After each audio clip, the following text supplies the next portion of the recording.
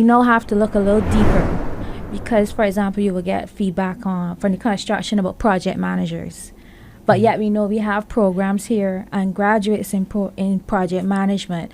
So is it that is there a gap between what the training is providing and then what actually is required in the sector? Or is it a matter of additional training that is required on top of what is currently offered? So it requires a little deeper investigation.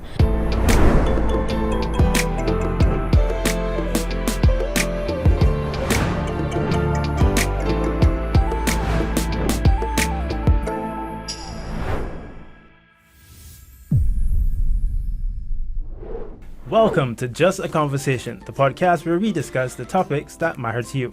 I'm Mikul Elcock here with Shayla Murrell.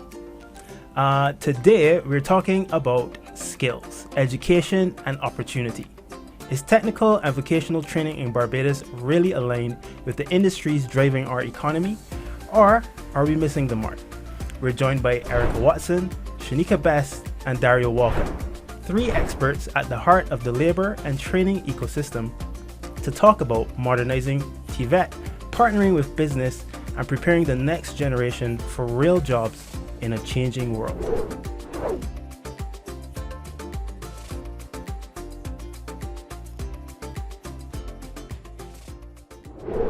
Welcome again, everybody, especially Mr. Walcott. You're our first recurring guest on the show. The last time we were here, we were talking about technical, vocational education and training. And today we want to continue that conversation. Shayla, I don't think you hosted it with me last time. What's your thoughts about where we are right now with the training and education of the vocations in Barbados? How do you? Well, I can tell that every time I go on social media, TVET is doing something new. So we must be making some kind of progress somewhere. These people are busy. Every time I go on social media, all are doing something new.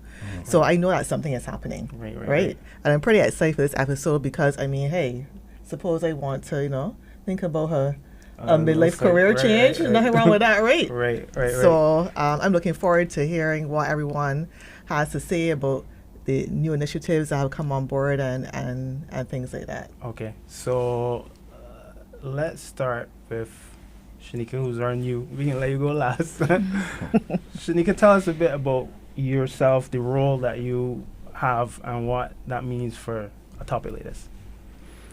Happy to be here. Shanika from the Barbados Employers Confederation in the capacity of Employment Relations Advisor. So I've had the opportunity to wear multiple hats at BC, one of them being training, which helped to develop my passion, and also seeing how important it is to have that link and transition, I think is a better way of putting it, from school into work. So in having this conversation today, I am eager to discuss how we can improve that link and help with an easier transition for our young people, and what alliances and partnerships exist between industry and education, and certainly for the overall development for our young people with regards to skills. So at the BC, while primarily, so I'll start with the background. We are a trade union for employers. Over the years, what we refer to as the heydays, employers would have reached out to have an advocate to lobby on their behalf for working conditions, wages, etc. Now that we're into the contemporary world of work, that is reimagined. So we know now that there are many linkages before we even have a conversation about working conditions. We want to build a framework whereby our young people can come into the world of work and develop personally. So at the BC, while we still do a lot of that, lobbying, advocating, training, industrial relations, human resources, and occupational safety and health as well. So we come in at the point where we will be talking about what needs to be trained, what skills or gaps that we see that our employers need, and therefore how can we help and assist the TVET Council and by extension the ministry as well. Right. Okay. So I already got a bunch of questions, so I can just stick a pin in that. So I get start talking to you for too long. Erika, Yes. tell us a bit about what you do at the Ministry of Labor. Well, I'm currently at the Ministry of Labor, Social Security and Third Sector, in the People Development Unit. Like Shanika, I had many hats in the ministry. I worked there for over 20 years now, and basically started off in research. So I know and I'm very familiar with like what was happening in our labor market, but my current role is in terms of policy and program development. So building on that research and really trying to shape labor market policy, employment policy to really promote employment, decent work in Barbados. Our ministry's vision is basically to make Barbados the best place to work, to retire, to contribute. And that is helping, and for people development, the focus is on helping people realize their fullest potential. So in terms of the TVET system is an important factor in terms of that, in terms of helping people to be able to meet the opportunities in the job market, to have the skills that are needed, and to have the support to be able to find decent work. So that's really what my role essentially is. Okay, I got a bunch of questions for you too. Dario, so we don't want to go for introducing you again. You should know you by now. Last time we posted a clip from the episode that you had that really went viral, as we were calling there was it. a lot of passion There was a in lot that of clip. people, a lot of conversations. So make sure you give me some of them clips again today. But I would have saw you recently at Lloyd Erskine for the event that was held the other day. So tell us a bit about where TVET is since our last conversation. Well, since our last conversation, we had our World Skills Barbados competition. That was in June this year, when we met. We had cooking. And we only had one skill this year because we had to do an analysis of our performance at World Skills competitions over the last few competitions from 2017. And we recognized the performance. We had to go back to the drawing board like they do in sports and recognize that we probably need to go forward with cooking being our strongest. And it being our strongest because it's the closest aligned to industry, which is very important. And that's probably why we've been doing best in cooking. So it's been that. We've been working to better align our programs and work with the training institutions to better align their programs to industry, because the biggest market for industry is TVET graduates. So, we need to make sure that we produce people that they actually want and that can hit the ground running. So that's what we've been working on. Okay. So, Erika, I'm coming to you. In terms of labor market research, is there any trends that y'all are noticing of like skill gaps or things that are needed? Well, our research is not at where it needs to be. We do conduct studies ad hoc in terms of skills needs assessments, and there are certain things that keep coming up in terms of certain skills, in terms of IT. Skills in terms of and I will explain when it comes to skills needs assessments, they tend to bias towards those higher skilled areas. Persons tend to focus on those areas. So you usually get things like specialist lawyers, a lot of specialty areas. So on top of engineers, but specialized engineers and so on. In terms of sectors that we have been having dialogue with more recently, construction is one and tourism. Those are two sectors who have been communicating some challenges in terms of recruiting the persons that they need. In some cases, it is an issue of skill shortages, and we now have to look a little deeper, because, for example, you will get feedback from the construction about project managers. But yet we know we have programs here and graduates in project management. So is it that is there a gap between what the training is providing and then what actually is required in the sector? Or is it a matter of additional training that is required on top of what is currently offered. So it requires a little deeper investigation. But we have been getting that feedback. And in construction, the challenges with getting certain artisans, especially when you get at specialist level, like those fine detailing, especially when you're like in terms of the hospitality sector, you know, you need masons and so on, but in the finishes and those extra details and taking that craft a little further, that has been some of the challenges. And finding generally the work needed for construction. So the work is needed for construction. So that has been recent feedback from 2 sectors. Right. Okay. Coming to you. Well, let's just Shayla, you go for it. Oh, no, I was just thinking while you were speaking that while we were speaking about skills as in being trained for certain areas, are there any certain, some people call it soft skills or characteristics that are also needed to be able to complete the full package? Because I figure that you could be trained very well in the area and know it expertly, but what other skills are needed, or what other modes of thinking, like critical thinking or emotional intelligence, these are some things that are needed to really complete the full package? That definitely comes up in every engagement we have with the private sector, the employers and so on, in terms of, we don't really like the term soft skills. Me neither. That is I was trying to find another term for it, because there's nothing soft about being able to tap into your personality and really bring it out. Like it's a lesser skill, but it's so critical. We call it more core skills. Right. So as you say, like problem solving, critical thinking, flexibility, and just being able to respond quickly to issues and so on.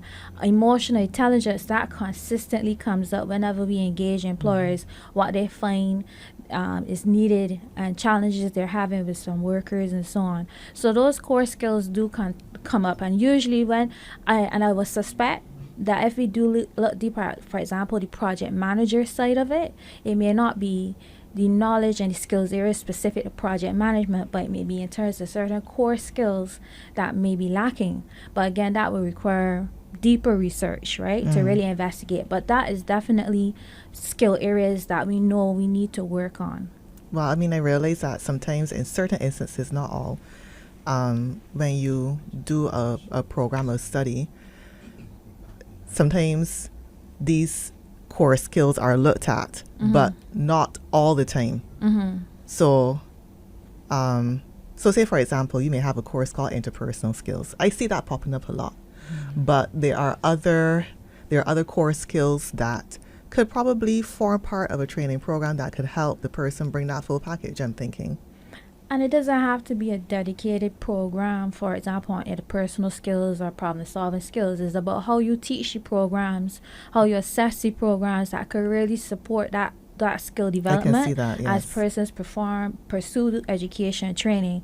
So, for example, problem-solving, you can structure like any technical vocational program where they have to use those skills by how you structure the teaching, by making them actually solve problems, making them create scenarios or put them in situations where they have to resolve issues. Like, funny, he was talking about the world skills. I remember the world skills competition for automotive where something was wrong with the car and the entire point was to figure out what was wrong with the car. So something like that can be integrated more into the education training to reinforce those core skills. So it's not that you need necessarily dedicated program. Yes. So it's a change in pedagoggy, it's a change in assessments, it's a change in reinforcement even of the training. It's just to integrate that into whatever program you're doing. So that being said, is there any particular core skill that employers are coming to you and saying that they are not getting a lot? That's Shanika. I'm looking at her. I did notice that every time Yes, Shayla, they said employers, I got this. I should be asking you that. Sorry. Yes. So on that point, and I got very excited as the dialogue was happening regarding the core skills. So going back to 2016, I think we would have had a conversation with the TVET Council to discuss a developmental program. So we do offer at the BC, we offer this program on core skills, partnering with the TVET Council. We also partner with the Ministry in Job Start Plus. So why I wanted to start with that background, that was forged out of the gaps which Shayla mentioned.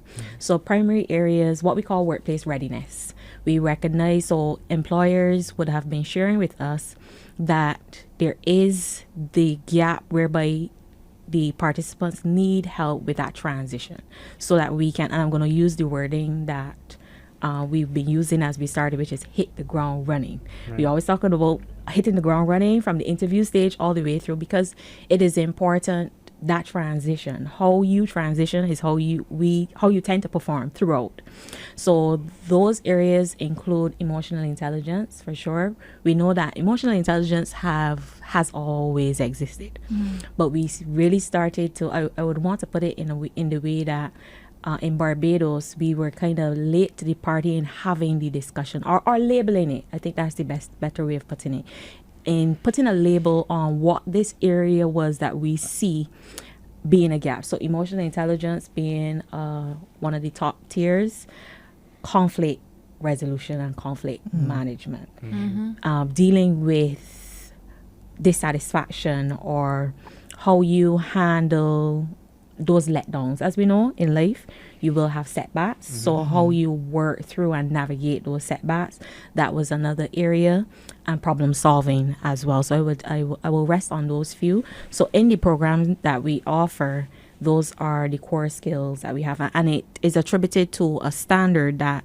the TVET Council would have made us aware of. So we would have started with the term that Shayla mentioned, which was the soft skills, and then TVET made us aware that there is actually a standard where we can make the linkage there. So we have been developing that core skills program, and we came up with a refreshing name where we call it a preparation for the world of work. Yes.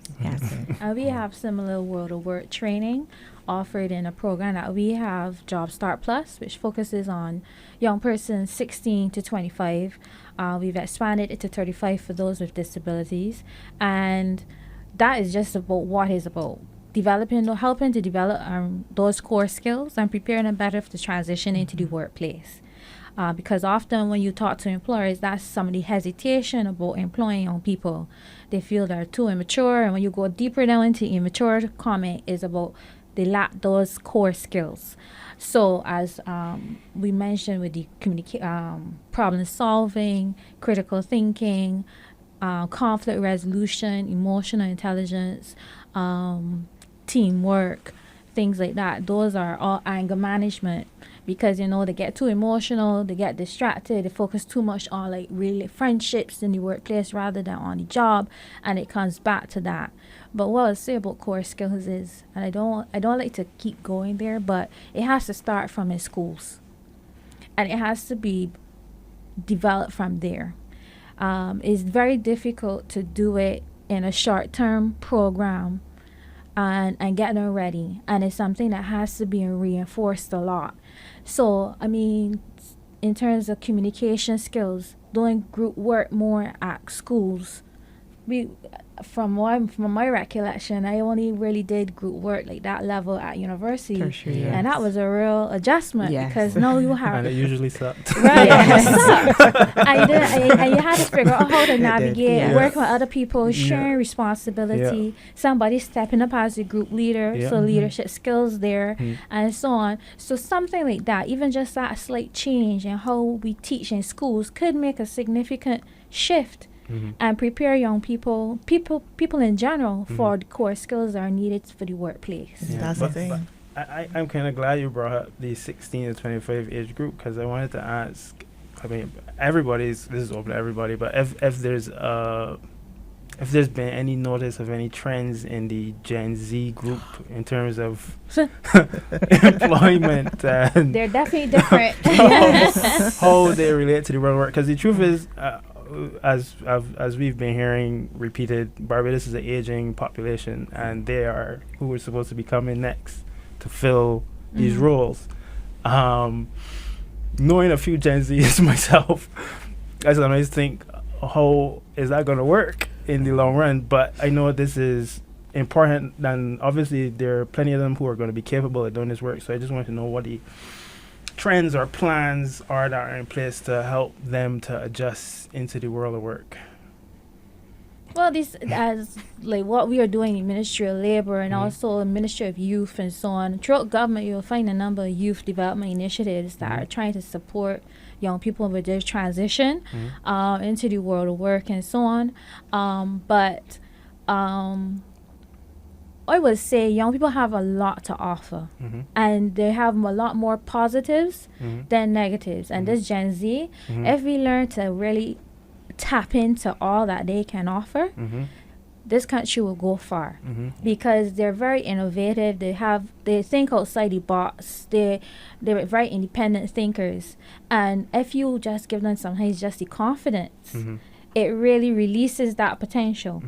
So young people have a lot to offer, but they do need that support and the opportunity.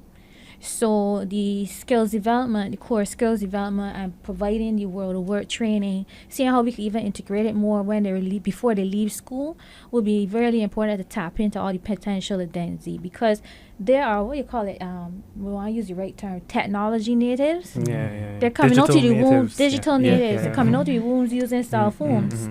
So they adapt to technology, these technologies even faster. Especially, you just show them a little bit, and they learn so quickly. So imagine how they could be used in the world of work to help companies really transition and to really go ahead next level.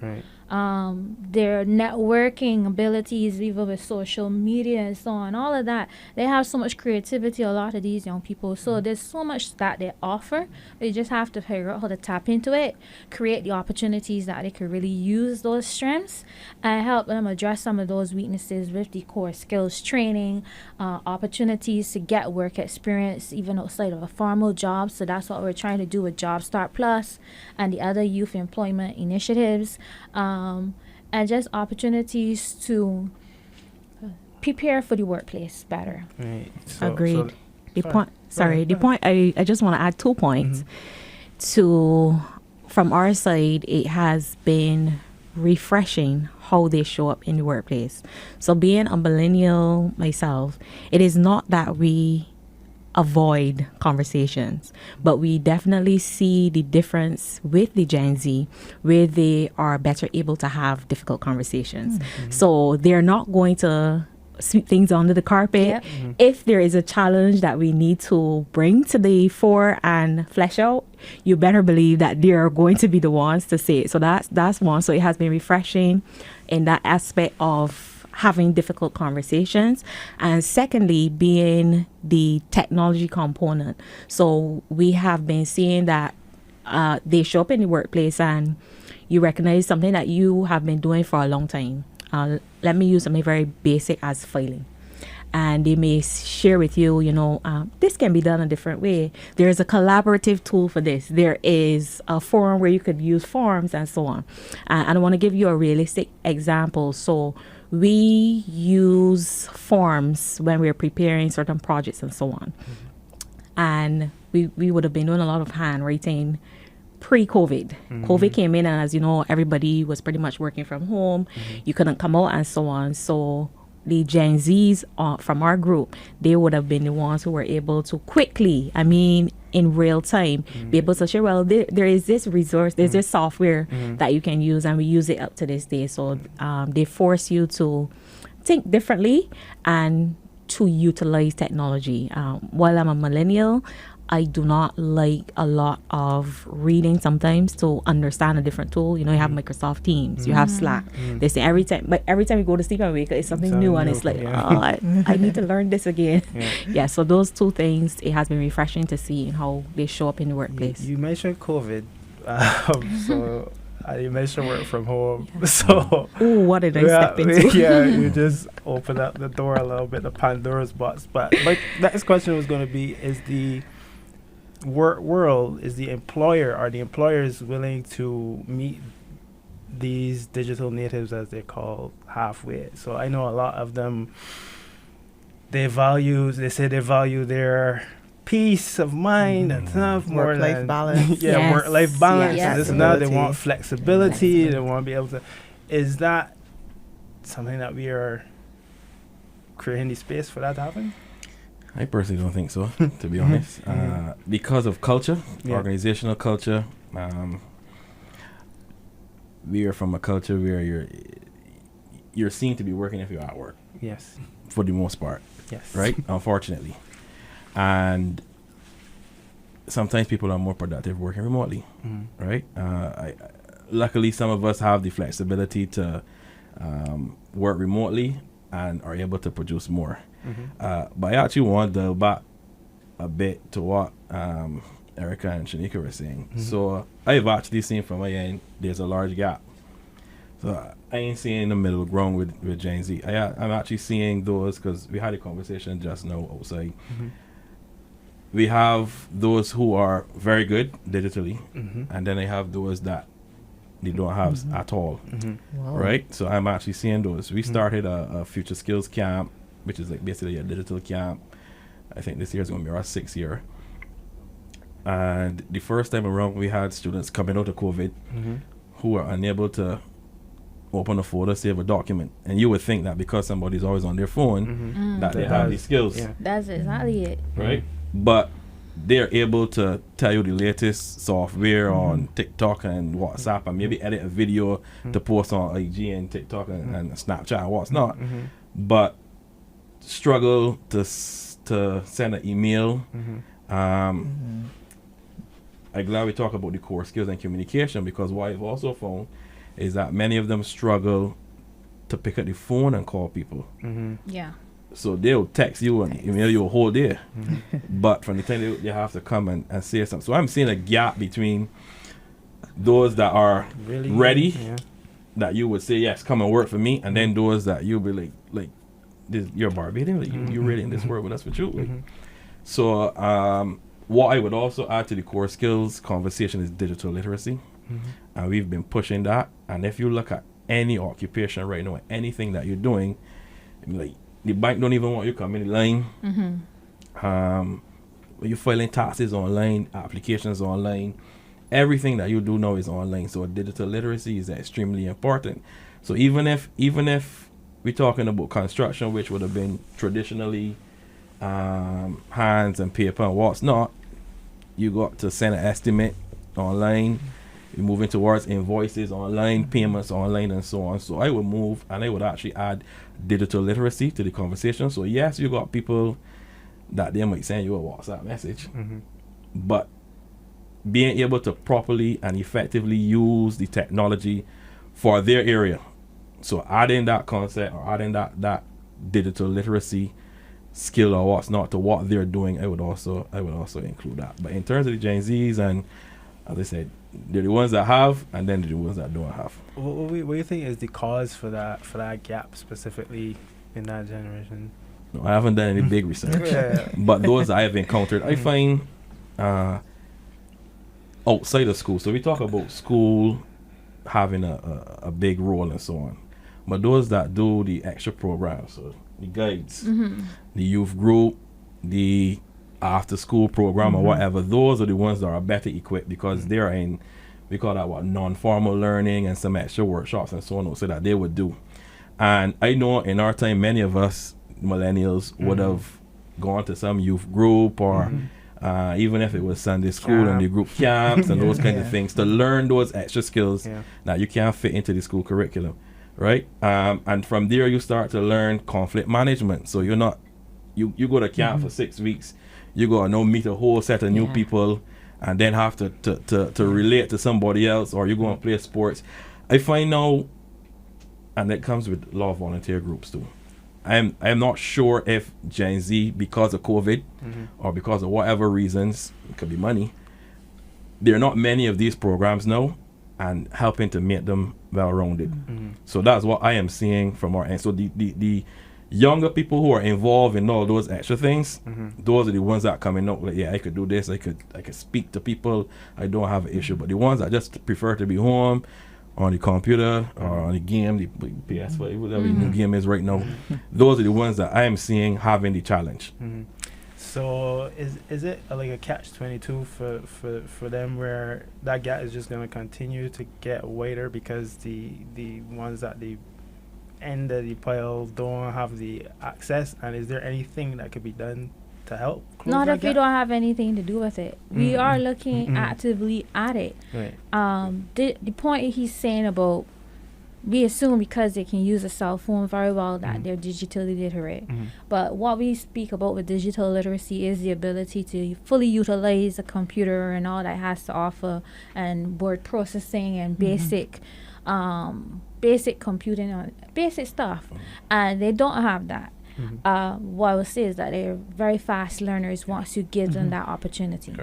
So the digital literacy is definitely an issue, a challenge, and as you said, there's a gap. There's a big gap. There's those who really need that needs a lot of intervention, and then there's those who are already on point. We had to introduce it in our World of Work training because we recognized that we had young persons that were sending us email with the entire body in the subject line. So just that understanding of an email structure, they didn't have that, right? You'll get email and be like, what is this? And the entire body, and just understanding that you still have to write a certain way. And I will go even deeper. We do have literacy issues, deeper than digital literacy. And it stems from that deeper issue. With numeracy and literacy in terms of reading, writing, and comprehension, there are some challenges there. Our labor force, we have about 25 to 30% that have 0 certificates. So that's the closest thing that I can use as an indicator with the absence of a real literacy assessment of persons who have those literacy challenges. And when you have that basic lack of reading and writing and mathematical, it adds on though to the digital side of things. So we have to face that, we have to address that, create opportunities to address it for those who have left the formal school system. And that's something that we're doing. We're looking at actively right now in terms of shaping a strategy about what that needs to look like. Because there are support, but it's very ad hoc, small scale. We need to scale it up to be able to make the difference that is needed. But then also looking at the school system. Because there's still not enough integration of the digital technology in school that they will have to learn those skills while they're in school. So that is the one would be part of the education transformation that is needed to improve those digital skills. But what I was saying, like for the World of Work training, we introduced one day focus on key digital skills. The ability to open a document, create a letter, create an email and so on, do online form. And in that one day, you saw a significant improvement. So they do learn very quickly.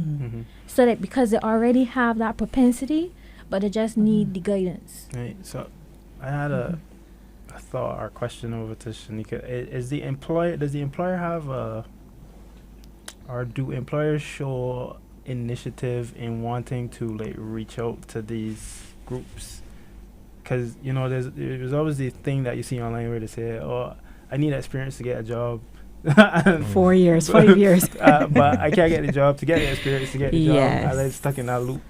Is there anything from the employer side that could help? Because I remember being at BCC and having to go do my internship. Of course, I was already having my little side jobs and stuff like that, but that was the first time I got to work in a media environment. I kind of really see what this thing that I was trying to get myself into was about. As Dario mentioned, they got a lot of these younger people who are not getting these opportunities. Is that something that employers are actively working on to make sure that they have access to a sustainable workforce? I want to posit it in this way. Okay. We recognized quite recently that here in Barbados, as small as we are, we operate in silos. So when you go to forums and you have conversations such as this, you come to realize, well, hey, this thing exists, but there is scope for collaboration with TVET, with the ministry, with community, because we have like community development programs and so on. And so yes, a definitive yes, employers, we are seeing many examples where employers have internships, apprenticeship programs, and a part of those programs, you have like World of Work programs on both utilizing a dual modality where you have online, so you are required to go through like our World of Work program. We have customized to include things like discrimination. So some of the new laws that participants who are now transitioning from school to work might need to be aware of. So safety and health being one, discrimination, and sexual harassment as well. So we've included those three onto the World of Work program. So you have to go through that online sensitization, which helps to close the gap. Additionally, there are employers who do training programs. So before you even are employed in a role or appointed, let's use the terms that we use here in Barbados. Before you are appointed to the role, you have to go through maybe months, or it could be 6 to 12 months, a training program to develop certain skills where you are assessed. So things like digital literacy come into play, emotional intelligence, communication. I would call that one of the hot topics for sure, because we look at not just external communication and how you and I communicate, but internal communication, how you work within a team, because we would have seen that is certainly a gap. Notwithstanding, there is greater scope. So there is opportunity for so much more as it relates to helping with that transition to World of Work and gaining that experience that you need to be able to get the employment. And that's why I wanted to go back to come forward, because I was really prepared to have the conversation this morning about one of the gaps that we're seeing. So ultimately, we have programs that are focused between 16 to 25, as you would have noticed from our dialogue. Yes. From our side, we have determined that there needs to be an earlier intervention. So for our latitude, the latitude we have, we recognize we can go as low as 4th to 5th form.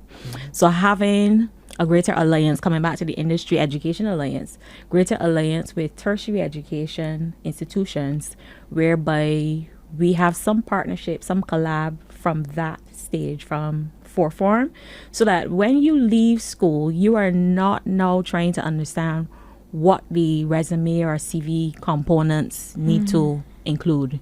You're not now trying to understand, how do I prepare for an interview, and go on ChatGPT and they give you the 5 questions, and then when you come to sit with us, we ask you simply, so tell me a little bit about yourself, and then you start talking to us in the third person and different things. So if we can have that conversation earlier, I believe that is a critical component for the Industry Education Alliance.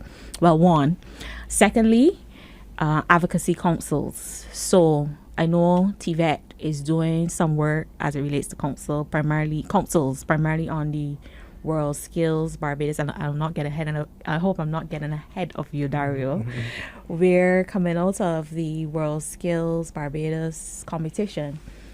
The competitors have the opportunity to come back and participate by way of sharing your experience and mentorship and so on. Similarly, I think to close the gaps which we're discussing, if we can have those advocacy councils where we look closely, so we bring all the critical stakeholders and we have conversation about, hey, what are the gaps, what are the trends that you're seeing, so that we can develop interventions, and it would remove that silo, the way how we operate in silos, and the greater benefit in terms of national development. I would add to what she mentioned in terms of the opportunities for giving persons the ability to get internships and so on. With Job Start Plus, we do the World of Work training, but we also try to find placements in the private and third sectors. And it is challenging. There's a number of factors that feed into that. At the end of the day, business is about the bottom line, is about making money. Most of them are involved in profit for their profits, right? And some just don't have much space for mistakes. So you have to have, for example, placing young persons who the mistakes could cost the company thousands of dollars, it may not always be able to have those kind of entry level opportunities, right? So they have to target higher skilled young persons and so on. Then, in terms of just the resources to support internships or anything like that, you still have to put in that mentorship, that training, the orientation, proper supervision. So it's more than just telling the person do this, but actually giving them feedback and so on. And some companies just don't have that capacity. You have companies that have strong HR functions, human resource functions, and you'll find that they're the ones who have those kind of programs, and they're very comprehensive. And then you have some that are small businesses that is the owner, manager, running everything, office manager, sometimes even the receptionist and all of that. And then on top of that, know how can I bring in a young person and really Train them. support them and train them the way that it will be needed for them to add value and also gain the experience. So that is challenging. Our approach has been to work more closely with them. So this is where programs like what we have at Job Start Plus, the Ministry of Youth, where they can have that support to help figure out how the young persons can fit in, because there is definitely a desire to want to help young persons, give them the opportunity, but just how they need guidance on that, support with that. And then in terms of the opportunities in Barbados, everybody goes to the same employers. We think of the same companies, and they are inundated with requests to take interns or attachments and so on. So we have to figure out a way of streamlining that, because there are those businesses who want to give but don't know how or haven't been approached and so on. So there's a number of factors that feed into the lack of opportunity, really. Okay. Right. So I actually want to add to what Shanika was saying. And you said 4th and 5th form, and we talk about 16 and 25. If you ask any great sportsman in the world when they started to practice it wasn't at 14 or 15 years old. There's a youngster playing for India and a 19 now that played in IPL that scored 100 at 14 years old. And we talk about Sachin Tendulkar playing at 16. I think we're starting too late. That's when you see, we were in World Skills in Kazan, and you got children at 10 years old building robots.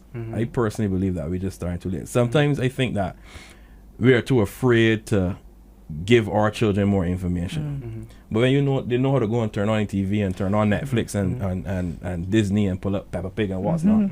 So they could learn, they could get the information from early. So we got to start from the time they're in primary school. You can start giving them small chunks. The same digital literacy can start. We work with the primary school that's closest to our office with digital literacy, because we strongly believe that these things got to start before. So if you start to model them before, you could imagine you have a young person at 10, 11 years old going into secondary school, and don't even let me talk about how they can get to secondary school, but going into secondary school and at a digitally literate, this person can then go on to the cybersecurity. This person can go into network analysis, data analysis earlier, because they got the fundamentals in this digital literacy. So, and that goes with any other skill. So people are then able to hit the ground running, as we talk about, at an earlier age. So rather than now trying to do this remedial work from 16 to 25 to make sure that they don't miss, whatever, in your prime when you're the strongest or whatever, then why not start earlier? Yeah. Right. So Education transmission is definitely key. So our camp, there have been calls for our camp to start from 9 years old, our future skills camp, but we start from like 11 years old, and we've had a couple 10-year-olds and so on.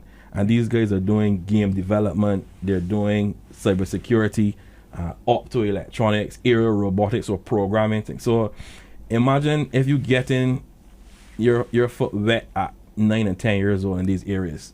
You could be great at 20. Because I was going to ask if participating in a program like World Skills could be collateral of sorts when you're looking at experience. I know you're not in the work environment per se, but and that led me to another question, like, where does entrepreneurship fit in the big picture? I'm not sure if that's something. It fits. What he's speaking about starting earlier and the educational transformation, things like introducing, I don't let you use catchphrases, some STEAM, science, technology, engineering, arts, mathematics, much earlier. If you look at countries who are advanced and have very strong TVET systems and have very competitive private sectors are driven by innovation, they do things like that from very early. You have robotic clubs and coding clubs, and it's very much a part of from even before primary, even earlier, they've integrated these things as much as possible. And it's not that you're just training scientists, but it does create that kind of innovative thinking, the kind of problem solving, the kind of critical analysis and so on. And all of those skills tie back to entrepreneurship. You know, we talk about, and a lot of these young people, when you ask them what they want to do, I want to be an entrepreneur. What does that mean? I want to run my own business. What's that? Does that mean? And it's like, do they really understand the commitment that's involved in that? So for us, for Barbados that needs to take our development and get more competitive, have greater productivity and innovation, entrepreneurs will be major drivers of that. So we do want to promote entrepreneurship and create these young entrepreneurs, but it will tie back to integrating more STEAM into the schools from as early, strengthening how we develop those core skills and how they're taught and so on, and giving them the opportunity to really use and create ideas and how to turn ideas into something tangible. That would be critical to support stronger workers, yes, but also create that body of entrepreneurs that could really drive the country. You mentioned obviously cooking is top of the pile right now, but what other skill areas you would say that we are competent in that we should probably be looking at? That we are competent in? I don't even know how to answer that question. That's the truth. Probably our hospitality sector, the ones that we are probably closest aligned to industry. And because those are offered at higher levels. So you can go up to level 4s and 5s and so on in your hospitality in Barbados. There's chef training up to certified sous chef, chef de cuisine, and so on in Barbados that we can go and get. So because those are closer aligned. However, in the other, we call traditional trades, masonry, the carpentry, and so on, there's not that opportunity to go higher. Why is that? Sorry. Why is that? Because the programs are just not there as yet. Okay. You know, at TVET Council, we are working on these degree level programs in these technical areas in construction, in same gaming, game art and animation, game development, game design, and so on. So we are working on those in those areas as well. But it's almost like the chicken and eggs, because we could always get a curriculum, learning materials, and other, but who's going to train it? So we have to get people trained to that level first, because you ain't want to go UV and do a degree and your lecturer got the same degree that you have. You understand? So we have to train our trainers, and in order for them to come back and deliver these programs or what's not. So we're trying to get teacher exchange programs to upskill our trainers in these areas. That's another challenge that we are having. So that's probably one of the reasons why. But I said last time, TVET expensive. If you want to do accounting, you just go down the road with your book and probably a laptop, and you could learn you could get a degree in accounting.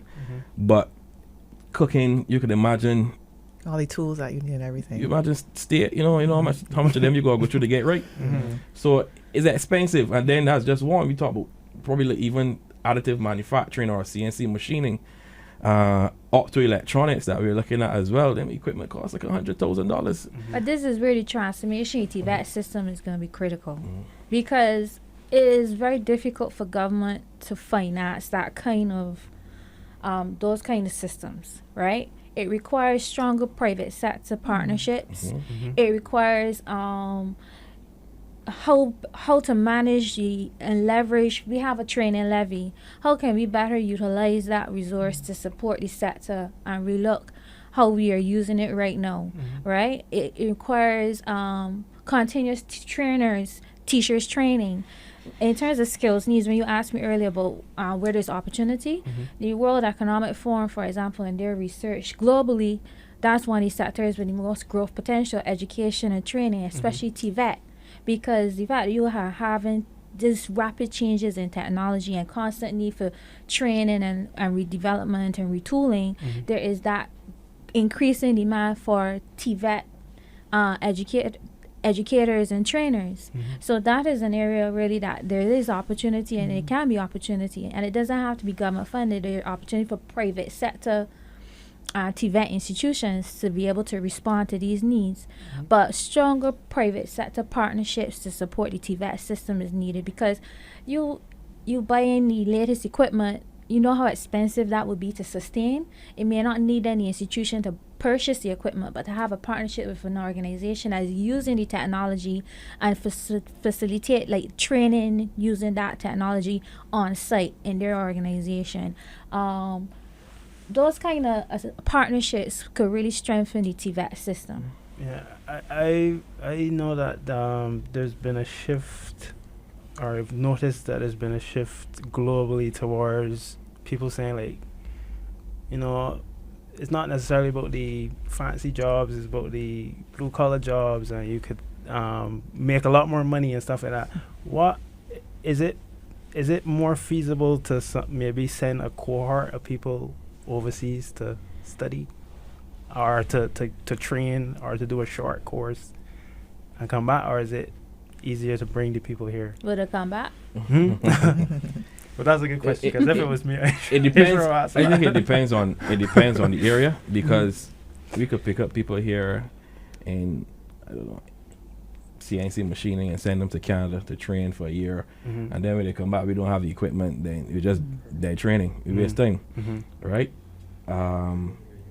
If we're looking to invest in the equipment, well, then so be it. So by the time we get the equipment, we already have the people trained. So when they come back, you know, they can start delivering the training or working on what's not. But I think in the interim, Erika's comment on the industry partnerships, that needs to be at the fore.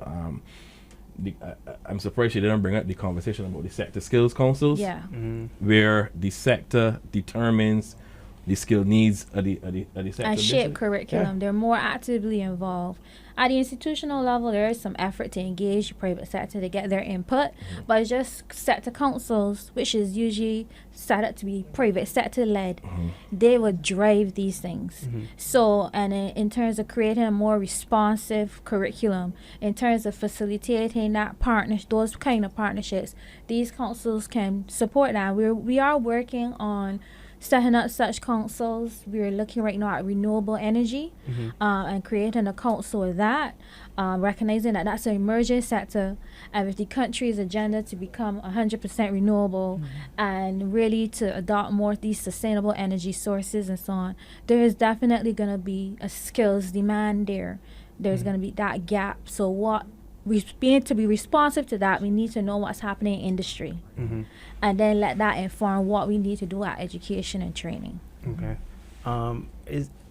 Would you say the youth are involved in any of these? I've heard some of them saying that us older folks, we have these big grand ideas, but we don't ever include them in the decision-making process, or at least listening to what they have to say. Is there a role or space for them to input?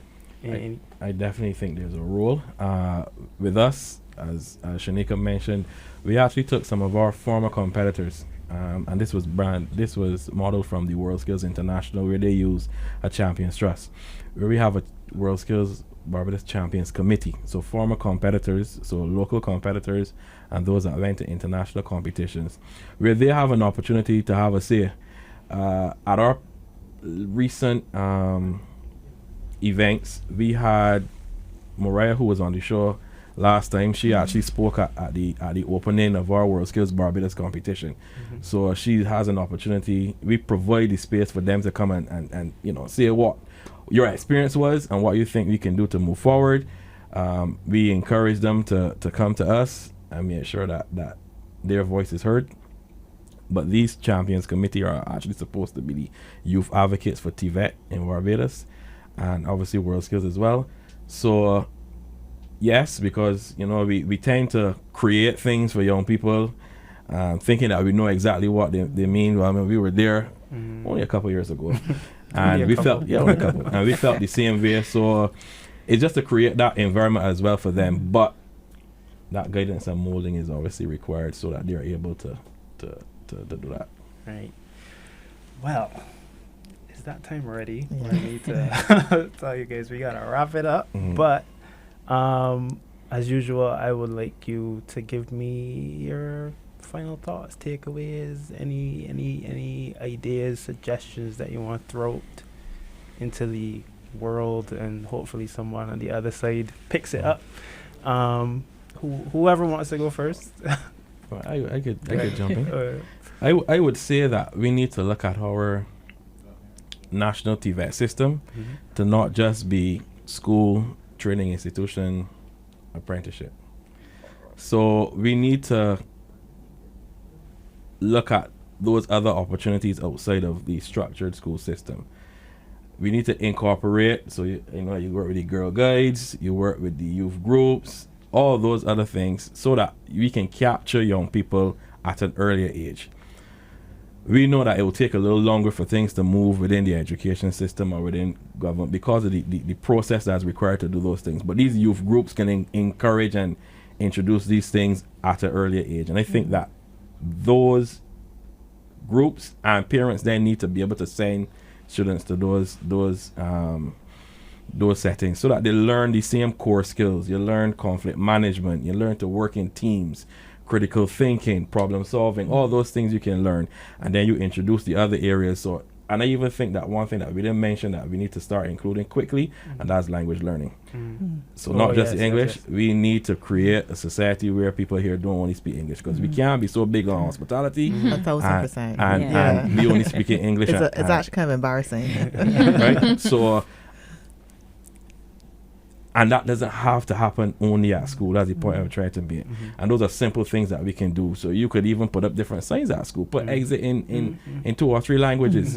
So those are things that you can be able to quickly do that. But don't just focus, our TVET system should not just focus on school, on the structured school system, but all those outside things that can contribute to creating a certified, competent, and competitive workforce in Barbados. Okay.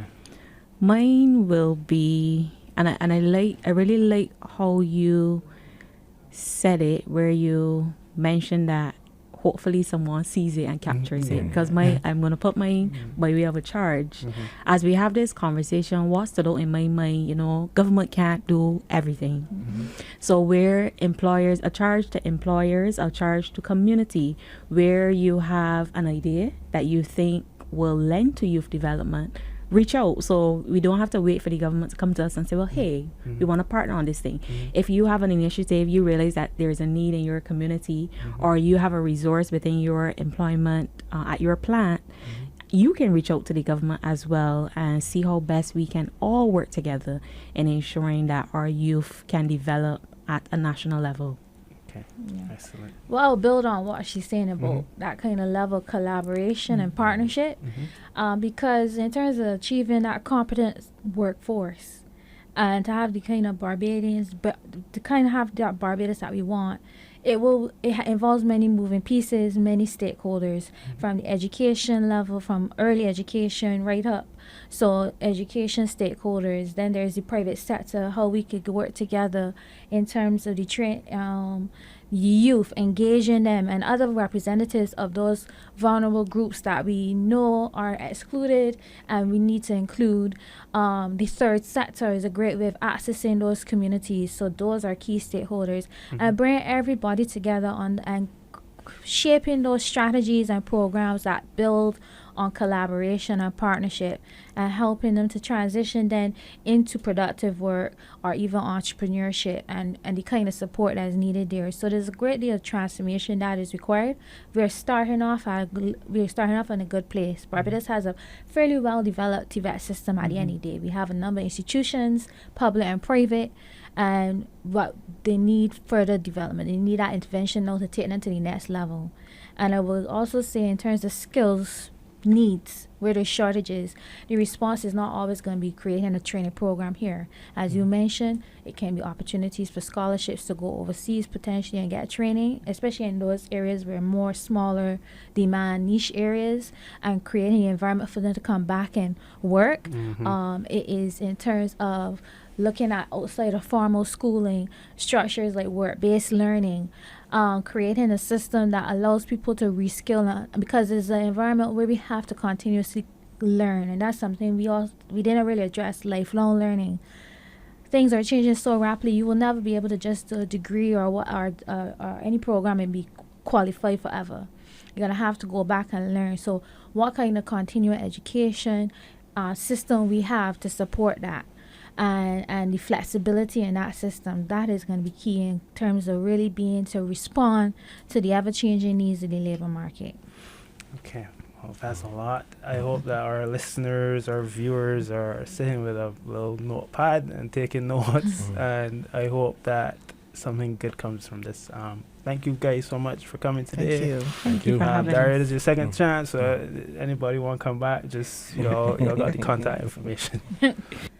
Thanks for listening to Just a Conversation. We know that over 80% of our regular audience is unsubscribed. So if this episode sparked ideas, challenged your thinking, or helped you learn something new, don't forget to follow the show on YouTube, Spotify, Apple Podcasts, or wherever you're listening. You can also find us on Instagram, Facebook, and LinkedIn. Just search GIS Barbados. Every follow, share, or message brings more voices to the table. Until next time, keep the conversation going.